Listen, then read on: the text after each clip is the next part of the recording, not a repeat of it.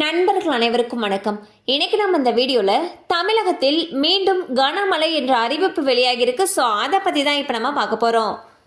தென்னிந்திய பகுதிகளின் மேல் ஒரு வளிமண்டல கீழடுக்கு சுழற்சி காரணமாக தமிழகத்தில் பெரும்பாலான பகுதிகளில் மழை பெய்து வருகிறது. மேலும் லட்சத்தீவு மற்றும் அதனை ஒட்டிய தென்கிழக்கு அரபிக்கடலில் வளிமண்டல மேலடுக்கு நிலவுகிறது. அந்த வகையில் தமிழகத்தில் 14 மாவட்டங்களில் மழைக்கு வாய்ப்பிருப்பதாக சென்னை வானிலை ஆய்வு மையம் தெரிவித்துள்ளது. அதன்படி தமிழகம், புதுச்சேரி மற்றும் காரைக்கால் ஆகிய பகுதிகளில் ஒரு சில இடங்களில் மழை பெய்ய வாய்ப்புள்ளது.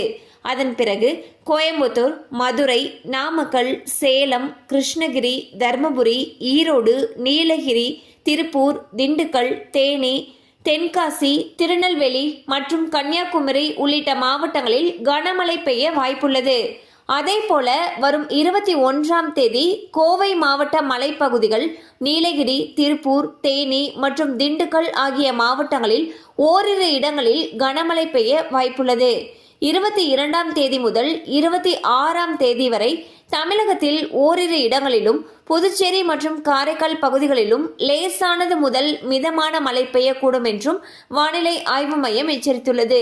ஸோ பாத்தீங்கன்னா தமிழகத்தில் அடுத்த 5 நாட்களுக்கு பல மாவட்டங்களில் கனமழைக்கு வாய்ப்பிருப்பதாக சென்னை வானிலை ஆய்வு மையம் அறிவிச்சிருக்காங்க.